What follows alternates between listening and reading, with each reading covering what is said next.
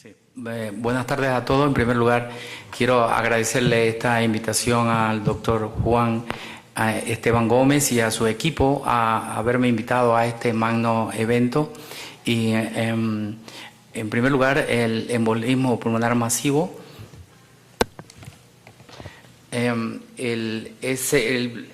en cuanto a la definición, podemos decir que embolismo pulmonar masivo, cuando conlleva una hipotensión arterial de menos 90 milímetros de mercurio o una caída en la presión sistólica de por lo menos 40 milímetros de mercurio durante 15 minutos requiriendo apoyo inotrópico, y embolismo pulmonar submasivo es cuando la presión arterial es estable con disfunción del ventrículo derecho.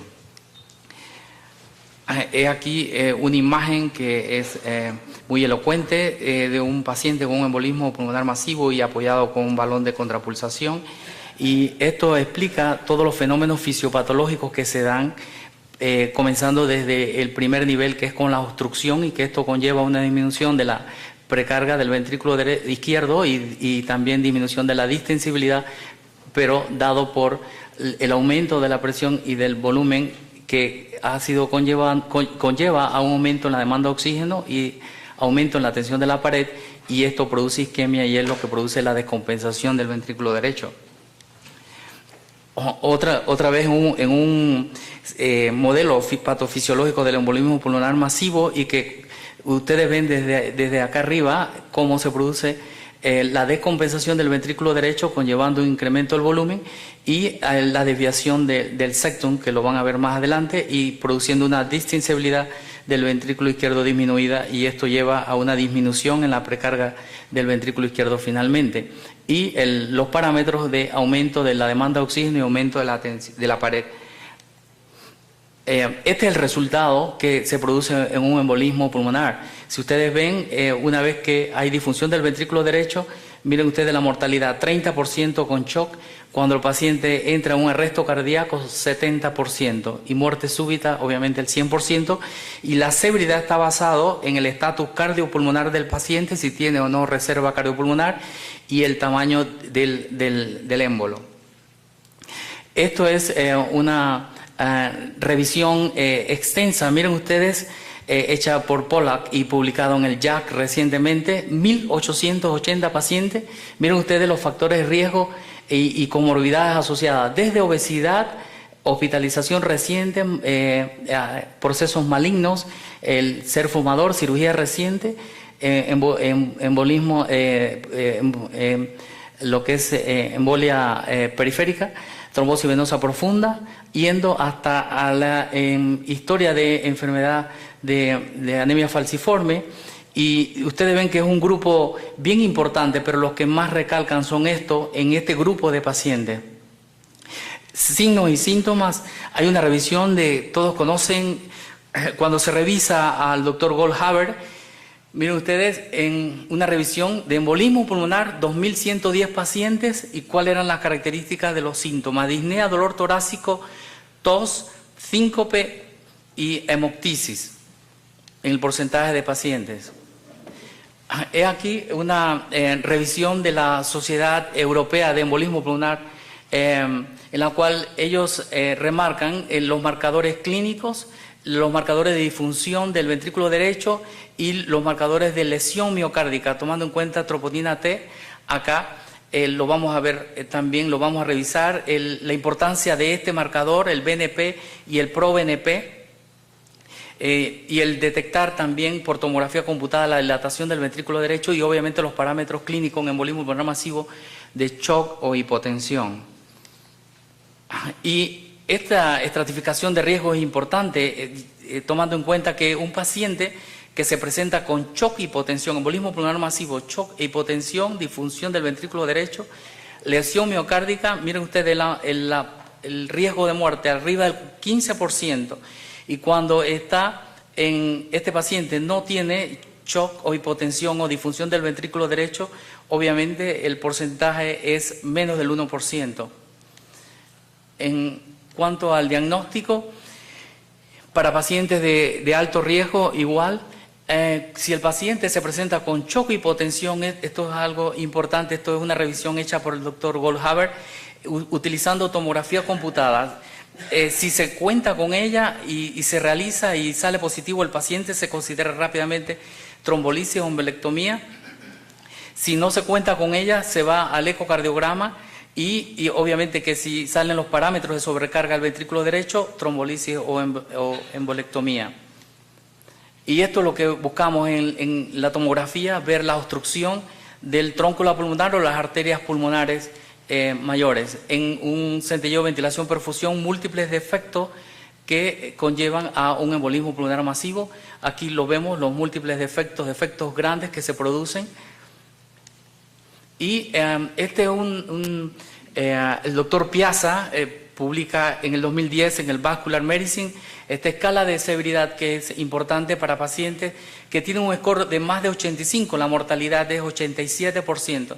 Miren ustedes que al llegar el paciente con menos de 100 milímetros de mercurio en la presión sistólica le suma más 30. Y si el paciente tiene alteración del estado mental, con datos obviamente de embolismo pulmonar, ya lo ponen 90. Su mortalidad arriba al 87%. Es una escala prácticamente clínica, si ustedes se dan cuenta, solamente tomando los signos vitales y tener una oximetría de pulso, ya uno sabe inmediatamente, prácticamente minutos, el paciente que uno tiene al frente y qué hacer, que lo vamos a ver. Este es un registro de 10 pacientes consecutivos que se hizo en el Hospital Punta Pacífica del 2007 al 2012. Fueron pacientes con embolismo pulmonar masivo, ellos llegaban a embolismo pulmonar más hipotensión o shock 10. En el sexo, las mujeres estuvieron en 60%, la edad media de 60.2. Estos eran los síntomas iniciales, vean ustedes, hipotensión 40%, síncope 40%, el resto como síntoma inicial era disnea o dolor torácico, evolucionando después a hipotensión. Acá lo ven, el sexo de las mujeres predominó en 60%, y igual como vimos en el slide anterior, ven ustedes que obesidad se presentó en 3 pacientes, cirugía reciente en 2, inmovilización en 8, estrógeno en una paciente de 37 años de edad que evolucionó a embolismo pulmonar masivo, fractura 1 y trombosis venosa previa en 4. Y los síntomas iniciales, como ustedes ven, igual que lo habíamos visto, para síncope en 40%, hipotensión 40%. En cuanto a este parámetro, que es de suma importancia, el parámetro BNP apareció anormal en 60% de los pacientes desde el cuarto de urgencia. Esto es una observación que nosotros hicimos en el seguimiento de estos pacientes cuando se estimó el nivel de dímero D para trombosis venosa profunda. 90% tenían el dímero D más de 3000. Todos sabemos que el dímero D aislado no sirve para nada, pero llegando un paciente al cuarto de urgencia y si el dímero D es normal y el paciente está en un riesgo estratificado bajo o intermedio, nos sirve de ayuda. Pero esta fue una observación que nosotros hicimos cuando el paciente tiene un embolismo pulmonar masivo. Por lo general está en rango de 3.000, 4.000. Esto obviamente no aparece en ninguna literatura, fue una observación que nosotros hicimos. Los pacientes que aparecían con embolismo pulmonar masivo y el Doppler positivo de miembros inferiores fue 50 y 50. Y aquí están los hallazgos en el ecocardiograma más frecuentes que se encontró: hipoquinesia y dilatación del ventrículo derecho, al igual que insuficiencia tricuspidia, que fueron los demás los más hallazgos más importantes. Y aquí un punto importante en los resultados de este registro, que la angiotomografía en este hospital está al lado del cuarto de urgencia y se favorece de que el paciente, una vez que se sospecha que se tiene el alto índice de sospecha, prácticamente en minutos está en la angiotomografía, y el centelleo de ventilación hizo el diagnóstico en 3 de estos pacientes y por eco en 1. En cuanto al implante de filtro vena cava inferior, 60% de ellos se le implantó el filtro. Y el embolismo pulmonar, en cuanto al uso de los fibrinolíticos, como ustedes ven aquí, fueron 40% de los pacientes utilizaron terapia trombolítica y el resto fue heparina no fraccionada. De las complicaciones, fueron 2 complicaciones, una de las pacientes que tuvo un sangrado debido a que en urgencia no le permitían, no se le podía tomar una vena periférica, se le puso una vena central y luego de que se le pasó el agente trombolítico hizo un hematoma, eso posteriormente con tratamiento conservador mejoró. La otra complicación fue un hematoma retroperitoneal de una paciente que a inicio se sospechó que el hematoma retroperitoneal había sido por la colocación del filtro de vena cava, pero después nos percatamos que fue que el INR se había extendido, había estado en 6, la paciente se manejó conservadoramente y pudo ser egresada. Aquí están los resultados: sobrevivencia a 30 días, 100% de los pacientes, mortalidad intrahospitalaria ninguno, y el uso de catecolaminas en 30%, la trombolisis que fue alrededor de, como habíamos dicho, 40%, y el uso de la heparina no fraccionada en 60%. Los resultados, el uso de la angiotomografía pulmonar pudiera contribuir no solo en el diagnóstico, sino en el inicio de la terapia trombolítica de forma más rápida. Las complicaciones de sangrado por terapia trombolítica, aunque se presentan en un porcentaje bajo, recordar que es 20% en la literatura mundial y esto se corresponde con lo que nosotros tuvimos. El implante filtro vena cava inferior es una opción para pacientes con embolismo pulmonar recurrente. Y aquí ustedes pueden ver en uno de estas pacientes que nosotros encontramos el signo de McConnell. Esta paciente fue la que hizo el hematoma en la región de la colocación la línea venosa central, y ven ustedes aquí a simple vista la imagen de del ventrículo derecho. Aquí ven el movimiento septal paradójico y ven aquí lo que es el signo McConnell, es una hiperquinesia, y acá ven hipoquinesia en la pared lateral. Esto se produce porque fibras del ventrículo izquierdo en el ápex se entrecruzan hacia el ventrículo derecho y es por eso que se produce el signo de McConnell. ¿Y qué importancia tiene ver eso en el ecocardiograma? Es muy interesante. Cuando ustedes ven este estudio de pacientes que tienen enfermedad cardiorrespiratoria buscando el signo de McConnell, ven ustedes el valor predictivo positivo es de 100. Eso quiere decir que de 100 pacientes que yo encuentro el signo de McConnell, 100 tienen embolismo pulmonar masivo. Y cuando ustedes ven que el paciente, cuando tiene enfermedad cardiorrespiratoria, ven que el valor predictivo positivo de encontrar el signo McConnell es 100% igual.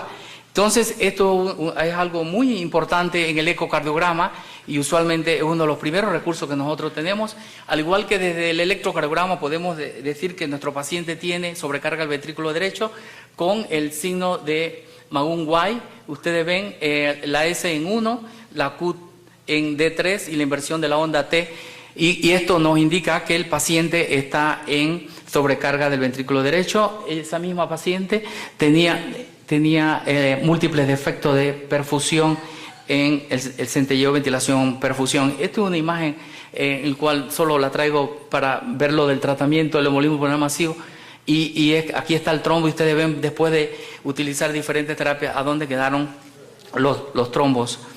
Y en cuanto a la estratificación, podemos ver que los pacientes que están hemodinámicamente inestables se considera fibrinolisis o embolectomía o implante del filtro vena cava inferior. Para aquellos que están estables se ve los marcadores cardíacos y se va a un ecocardiograma si hay disfunción del ventrículo derecho igual, y si está normal, anticoagulación sola. De igual forma, si el paciente tiene un aumento en la angiotomografía del ventrículo derecho, entonces, y disfunción, va a considerarse fibrinolisis. Este es un metaanálisis de 594 pacientes con embolismo pulmonar masivo, utilizando la terapia guiada por catéter. El éxito clínico 86.5%, y lo que se consiguió fue estabilización hemodinámica, resolución de la hipoxia y sobrevivencia al egreso hospitalario. Es 594 pacientes tratados con terapia guiada por catéter, publicado por el doctor William Coe en enero del 2012, recientemente. Y aquí este algoritmo de manejo de pacientes con embolismo pulmonar submasivo. Como ustedes ven aquí los parámetros que hemos estado hablando, aumento de los marcadores cardíacos, disfunción del ventrículo derecho y engrandecimiento del ventrículo derecho por la tomografía. Si esto existe, entonces va el paciente a fibrinolisis. Si tiene contraindicaciones, entonces se opta por el catéter asistido para hacer la embolectomía. Si está contraindicado, se pasa a embolectomías quirúrgicas. Y si hay contraindicación, entonces el paciente pasa a anticoagulación con el implante del filtro vena cava inferior. Este es un trabajo publicado en Circulation de Piazza y Goldhaber, donde creo que es un algoritmo muy bueno. ¿Y por qué? Porque Goldhaber publica en este trabajo 200 pacientes con embolismo pulmonar submasivo. ¿Y qué hace él? Él mide la presión de la pulmonar desde el primer día y a 6 meses. Y lo que ustedes ven en rojo es lo que está la presión pulmonar aumentada. Para los pacientes que recibieron heparina y alteplase con embolismo pulmonar submasivo, hubo una reducción de 22 milímetros de mercurio. Para los que solo se utilizó heparina, hay una reducción de solo 2 milímetros de mercurio de la presión de la pulmonar, lo cual es muy significativo. Y esta es una pregunta que casi siempre nos hacemos, ¿cuándo se debe iniciar la heparina después de hacer el fibrinolítico, después de utilizar la infusión fibrinolítica? Cuando el tiempo parcial de tromboplastina es menos de 80 segundos. Y aquí lo explica una vez que se pasa el agente trombolítico, lo que se hace es que se para la infusión de la heparina. Y esta diapositiva solo la traje para mencionar la recomendación clase 1A que hay para dar terapia trombolítica en pacientes de alto riesgo con shock cardiogénico e hipotensión arterial persistente. Y la embolectomía pulmonar quirúrgica es una terapia recomendada en pacientes quienes de alto riesgo y que tienen la trombólisis es absolutamente contraindicada o ha fallado. Es una recomendación clase 1C. Y esta es importante, iniciar la anticoagulación debe ser iniciada sin retraso en pacientes que uno sospecha de alto riesgo. Recomendación clase 1, nivel de evidencia A. Y este es un estudio en el cual se incluían pacientes, trombolisis y en pacientes con embolismo pulmonar masivo, buscando muerte, recurrencia, sangrado mayor, incluyendo pacientes con embolismo pulmonar masivo, y ustedes ven, comparando contra heparina, que los resultados son mejores para trombolisis. 5 minutos, doctor Cardiac. Sí. De igual forma, en 1995 el doctor Jerge Sánchez randomizó 8 pacientes con embolismo pulmonar masivo utilizando estreptoquinasa y heparina versus heparina sola. El estudio se detuvo cuando los 4 pacientes en heparina fallecieron y 4 pacientes en estreptoquinasa sobrevivieron. Y miren ustedes esta conclusión. Desde entonces, todos los estudios realizados para evidenciar eficacia y seguridad del fibrinolítico excluyen los pacientes con embolismo pulmonar masivo. Esto es bien importante, publicado en 1995 por el doctor Jerge Sánchez, un latino como nosotros y que es citado por todos los investigadores hoy día de embolismo pulmonar masivo. Fue un estudio que con solo 8 pacientes ha marcado la pauta en el mundo. Y Constantinide en Circulation también publica en embolismo pulmonar masivo 719 pacientes con disfunción del ventrículo derecho. Por tromboembolismo pulmonar, 169 pacientes, 23.5 recibieron trombolisis versus 550 anticoagulación. Y miren la diferencia, mortalidad 4.7 contra 11.1 y la recurrencia 7.7 contra 18.7 y hubo un crossover de 23%. El MAPET-3 Study, pacientes con embolismo pulmonar masivo, 256 utilizaron TPA en 100 miligramos en 2 horas versus placebo más heparina. La fibrinolisis redujo muerte intrahospitalaria y deterioro clínico, uso de catecolamina, ventilación, terapia guiada por catéter. Y esta es la terapia que se utiliza, el régimen acelerado 1.5 millones cuando se usa estreptoquinasa en un periodo de 2 horas y RTPA 100 miligramos sobre 2 horas, es lo que más se utiliza. Esto es lo que el doctor Piazzi y el doctor Goldhaber mencionan, los pros y los contras en fibrinolisis en embolismo pulmonar submasivo, teniendo en cuenta de que lo que se reduce o se detiene el progreso del colapso cardiovascular entre los beneficios y evitar la hipertensión pulmonar tromboembólica. Estas son las 3 terapias utilizadas una vez que falla o que haya contraindicación. Hay que recordar que los pacientes con embolismo pulmonar, 50% no son candidatos a terapia trombolítica, entonces hay que ofrecerle algo a estos pacientes: embolectomía quirúrgica, embolectomía asistida por catéter o implante de filtro vena cava inferior. Y este es cuando hay que hacer embolectomía quirúrgica para pacientes que falla la terapia trombolítica o que tienen contraindicación. Esto es la terapia basada por catéter, los diferentes catéteres y dispositivos que hay, como el hydrolyzer, el Echo Device, el AngioJet, el Amplac Eli y el Aspiret. Este es el Aspiret. Este es un dispositivo que se basa en el principio del tornillo de Arquímedes, en el cual hay un espiral que está rotando dentro del lumen aspirando el trombo. Este ya está en proceso de ser aceptado por la FDA para embolia periférica y se utilizaría off-label para embolismo pulmonar de seguro. Este es el que más ha sido usado en el mundo para tratar embolismo pulmonar masivo, que es el Pictel rotador, y este es el Helix, que rota 140.000 revoluciones por minuto, fragmentando el émbolo a 10 micras. La compañía parece ser que lo va a mejorar y pronto estará en el mercado. Y estas son las diferentes estrategias. Esto es lo que al principio se hacía: se usaba una guía con un balón para tratar de hacer una plastía al trombo. Acá de igual forma utilizando el Pictel rotador y acá utilizando el AngioJet. Y ustedes ven la diferencia como una vez que se utiliza esta terapia, cómo se abre todo el árbol pulmonar. Esto es el futuro. Ya para terminar, el PEITO Trial, que es un ensayo internacional de trombolisis con embolismo pulmonar, se va a enrolar 1000 pacientes en 12 países utilizando tenoplasma más heparina sola. Y aquí están los puntos primarios: buscando muerte, recurrencia 7 días, stroke y sangrado. El 31 de marzo de 2010 estaban 453 pacientes y se espera terminar en el 2013. Igual este es otro estudio, el TOCO Use Clinical Trial.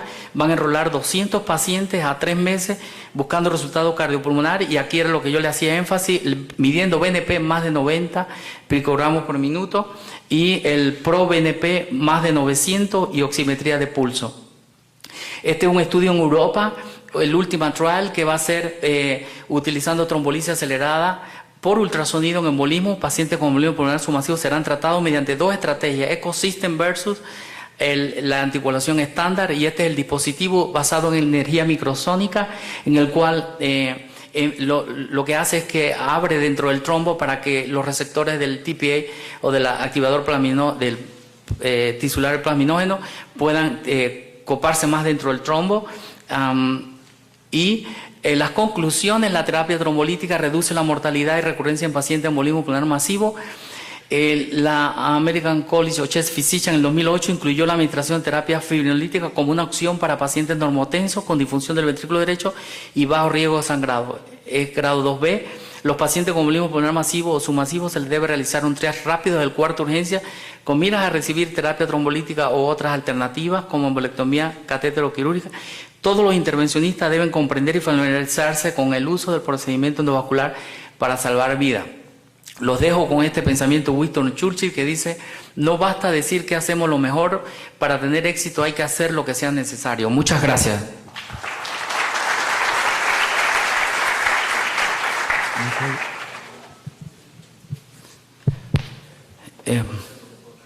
Buenos días. Pues tengo realmente poca experiencia manejando este tema de los embolismos pulmonar masivo, dado la especialidad, pero ve uno cómo vamos desde la heparina hace unos años hasta el desarrollo de tecnologías muy especiales para las embolectomías. En términos prácticos, en los pacientes que llegan con un embolismo pulmonar submasivo a un servicio de urgencias, que no tenga disponibilidad de una sala de cateterismo y que por ecocardiografía se sospecha y se confirma con los signos que usted ha descrito y por la clínica un embolismo pulmonar submasivo, ¿usted recomienda la fibrinolisis o los resultados son mejores si se remite el paciente a un manejo invasivo de su embolismo pulmonar?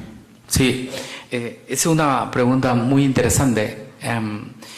Resulta ser que es interesante porque saben ustedes que el embolismo pulmonar submasivo se presenta en casi 80% de los pacientes. Si ustedes vieron en la introducción de la conferencia, en el estudio, en registro ICOPER, el embolismo pulmonar masivo solamente era casi 5%. El grupo está en el 80% corresponde al embolismo pulmonar submasivo. Parece ser que ya, número uno, se está haciendo un diseño para un trabajo utilizando uno de los catéteres que yo mencioné, que es el Aspirex. Está siendo guiado por el doctor Gering en México, el Ignacio Chávez. Parece ser que el doctor Goldhaber también va a participar y se quiere saber, se va a comparar contra la trombolisis, cuál de las dos opciones es mejor. Pero su pregunta es correcta. En nuestro medio, que no tenemos acceso a la sala hemodinámica y que contamos con un ecocardiograma y que el paciente tiene embolismo pulmonar submasivo, es mandatorio iniciarle la trombolisis. De hecho, 60% de los pacientes en el mundo de embolismo pulmonar submasivo se tratan con terapia trombolítica. No tienen acceso a una sala hemodinámica para utilizar estos catéteres. Es una pregunta muy importante.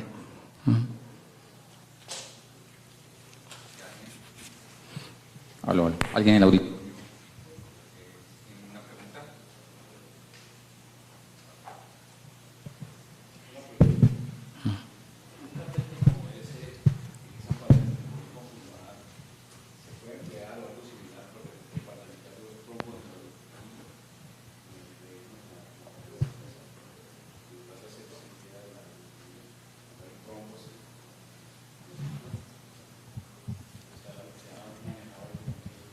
Pero es que no le escuché la última parte de la pregunta. Es decir, con estos catéteres donde ustedes aspiran el trombo, ¿hay algo similar que lo puedo usar en lugar de hacer cirugía de aurícula, donde están los trombos, como en la conferencia pasada?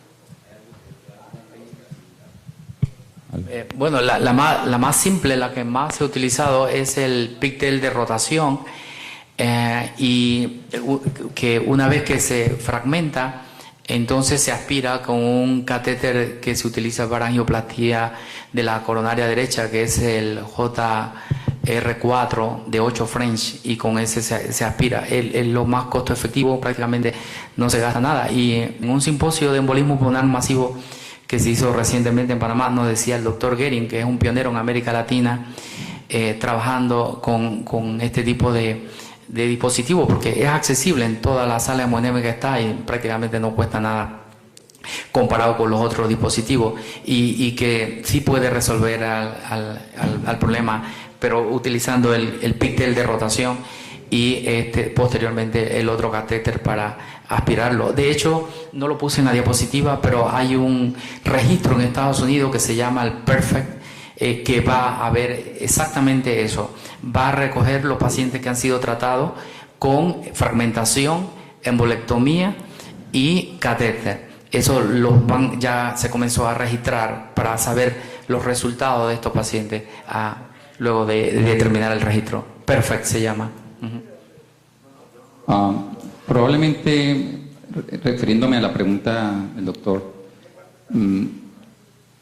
digamos que el contexto es muy diferente. Usted lo habla en el contexto de fibrilación auricular y embolismo periférico, secundario a la fibrilación auricular. Digamos que nada hago yo extrayendo unos coágulos en la fibrilación auricular cuando ya hay un coágulo que de pronto se ha ido la circulación cerebral o cuando la fibrilación auricular persiste y si yo le saco los coágulos, semanas o meses después ya los ha tenido. Es un contexto diferente y probablemente no aplica, creo yo, digamos, esa iniciativa para la auriculilla. En los trombos periféricos sí hay un catéter que va a salir. Para embolectomía periférica. Sí, para embolectomía, sí. exacto. Pero hacia la auriculilla ir a extraer los coágulos no tendría pues ningún objeto. No. Porque por fisiopatología la fibrilación va a perpetuar nuevamente la formación de coágulos. Sí. ¿Alguna otra pregunta? Para pasar muchas gracias, doctor Díaz, por su excelente conferencia. Gracias, sí.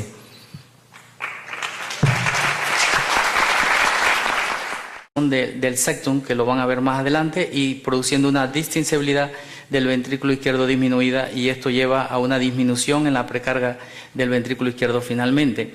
Y los parámetros de aumento de la demanda de oxígeno y aumento de la pared.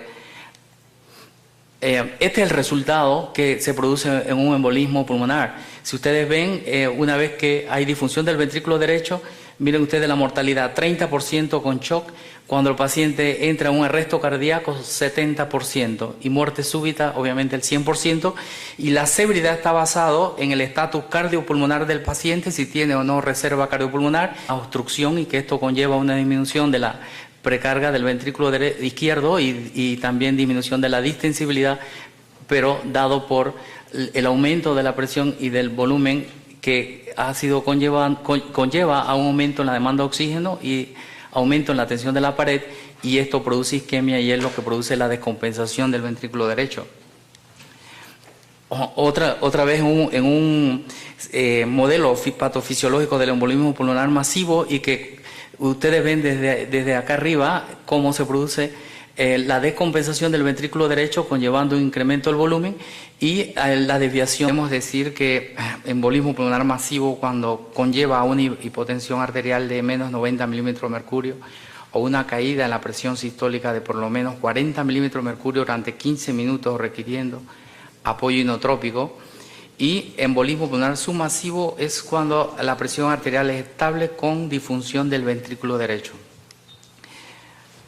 He aquí una imagen que es muy elocuente de un paciente con un embolismo pulmonar masivo y apoyado con un balón de contrapulsación, y esto explica todos los fenómenos fisiopatológicos que se dan, comenzando desde el primer nivel, que es y el tamaño del émbolo.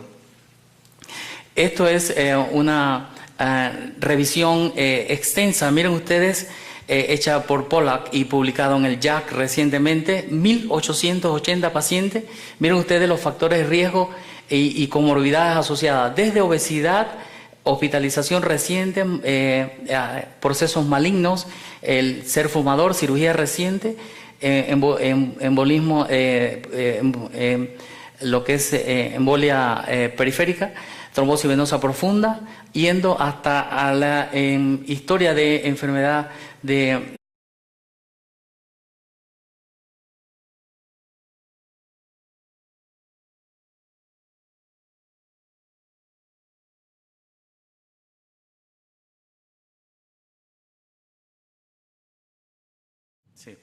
buenas tardes a todos. En primer lugar, quiero agradecerle esta invitación al doctor Juan Esteban Gómez y a su equipo a haberme invitado a este magno evento. Y en primer lugar, el embolismo pulmonar masivo en cuanto a la definición,